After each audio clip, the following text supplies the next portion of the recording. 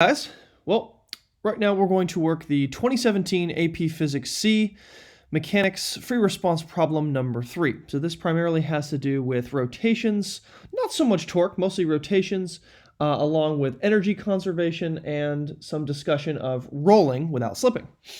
So what we've got is a problem we started a little bit of in class, but a uniform solid cylinder of given mass and given radius is released from rest, rolls without slipping down an incline for which we're given the length of the incline.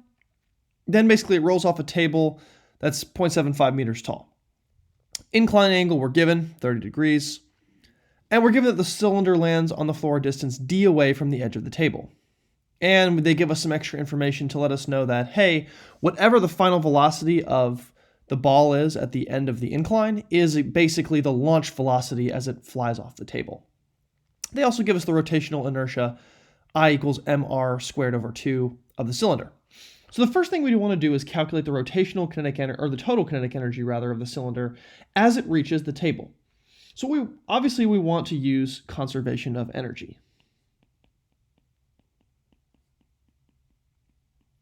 But we've got a couple different kinds of energy. Basically what we want to look at is we want to compare the energy at the top of the incline to the energy of the bottom of the incline. And since there's no friction, we know that these two mechanical energies are equal.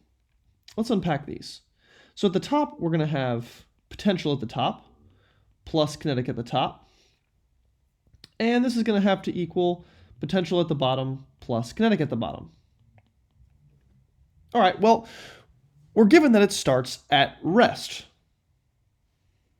So if it starts at rest, that means what's our initial kinetic energy? 0. That's kind of nice. Now, since we're in the air in both cases, there's a couple different ways you can look at this. You can say initially that the table is at height 0, since coming off the incline, that's the lowest it can go. Or you can do what I think we're going to do here, which is let's consider the absolute height of the ball. So let's say it starts out with U top equals the mass of the ball, or the cylinder rather, times G, times its total height. Now its total height here, we're going to say is the height of the table plus the height of the incline. Both of these guys we are given. We're given that the height of the table is 0.75 meters, and the height of the incline is something. Now we're not explicitly given the height of the incline, so we're going to have to find it. How are we going to do this? A little bit of geometry. Let's draw ourselves a little model of the incline, just a straight up right triangle. And we are given the distance d of 1 meter of the hypotenuse. Luckily, we're also given the angle of 30 degrees. Whenever we're given the length of an incline as opposed to the height, it's actually pretty easy to find what the height is, which is what we care about for potential energy. What do we know? Well, we know that this guy over here is going to have to be d sine theta. That's how you find the vertical leg of a triangle, given the opposite angle and the length of the hypotenuse. So what we're going to call is, we're going to name the height of the table ht, and we're going to modify u top to be the given mass, g, times height of the table plus the length of the incline, sine of theta. I'm going to leave things symbolic for now, and we'll plug in numbers at the end each time. Now, we were asked to find the total kinetic energy as it reaches the horizontal table. So what we want to do is compare this potential energy at the top, up here, to the kinetic energy of the ball here. Well, let's do it. What is U at the bottom going to be? Well, U at the bottom, we're talking about here, right when it gets to the top of the table. So really what we care about is the change in the height. But let's just write what the actual value of the potential energy is here. This ball has potential energy from being at the height of the table, ht, 0.75 meters. So let's write that down. mg h table. Now, this is going to cancel when we put it in our conservation of energy equation, but we'll go ahead and write it anyway. The last piece is k at the bottom, which is exactly what we're looking for. So by using the equation up here, we can write down that mgh times h of the table, plus h of the incline is going to equal mgh of the table when it gets to the table height plus our unknown k at the bottom of the incline. We don't really need to unpack this guy because we're not asked for the velocity or the mass. We're asked for what the actual kinetic energy is. Now, when we plug in all the numbers, what are we going to get? K bot is going to equal mgh table plus mgh incline, which we can now fill in is d sine theta, length of our incline, sine of the angle, minus mgh table. So notice, those two guys cancel. The mght appears on both sides because we have that potential energy when we're above the table and when we're at the height of the table. Awesome. So this is just going, this k bottom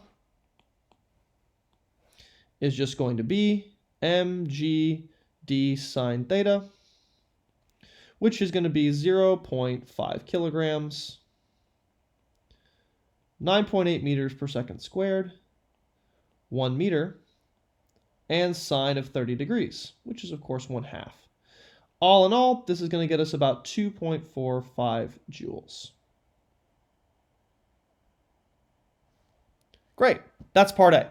Now, part B asks us then to find the angular velocity of the cylinder around its axis at the moment it reaches the floor.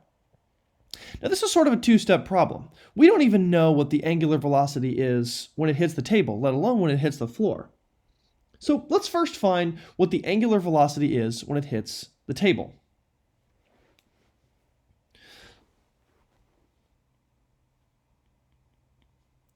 So we draw ourselves another inclined plane, and this becomes a problem that we've done several different iterations of in the class.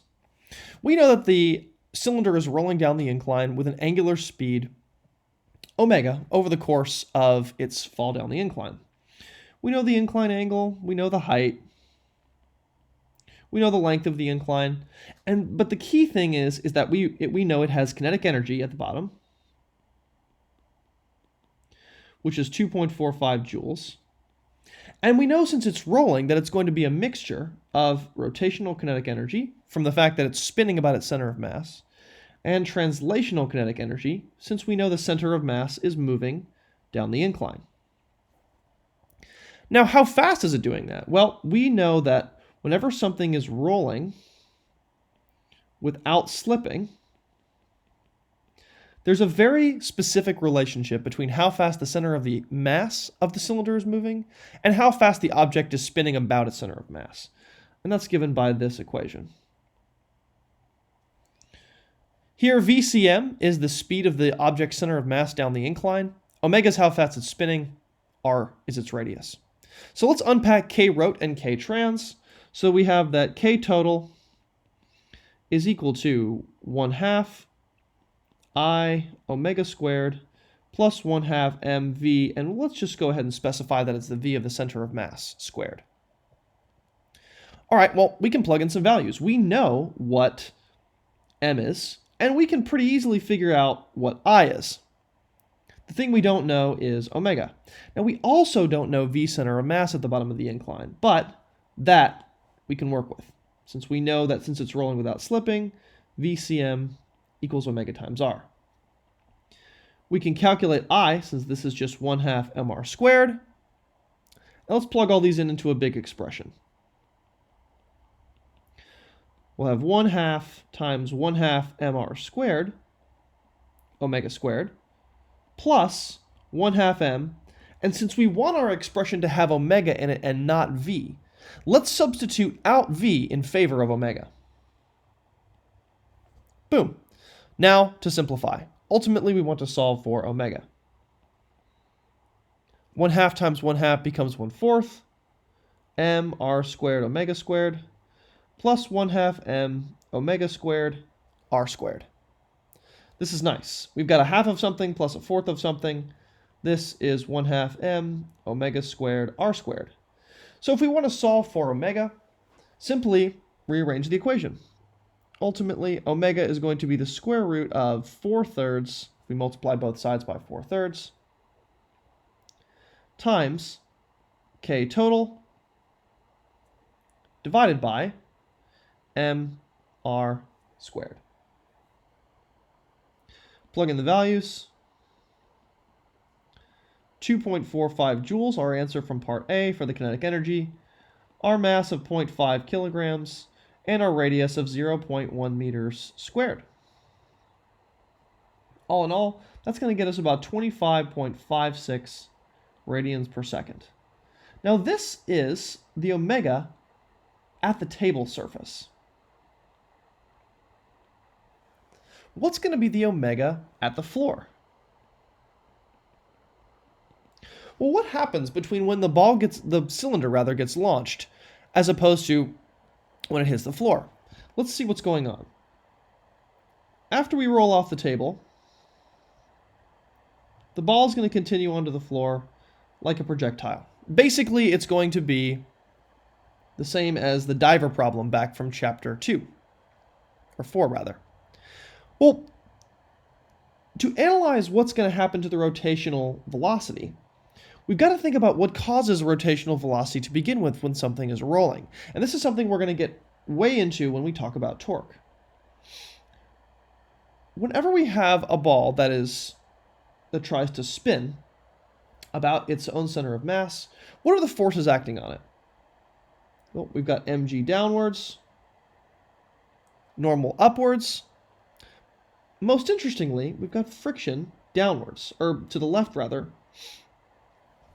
between the cylinder and the surface. And this will be static friction or kinetic friction based on whether the thing is already moving or not. But this guy right here, this force acting at some distance at the radius from the center of the cylinder, that's going to cause a torque, which is going to make the thing want to spin in the first place. Friction is what allows rolling.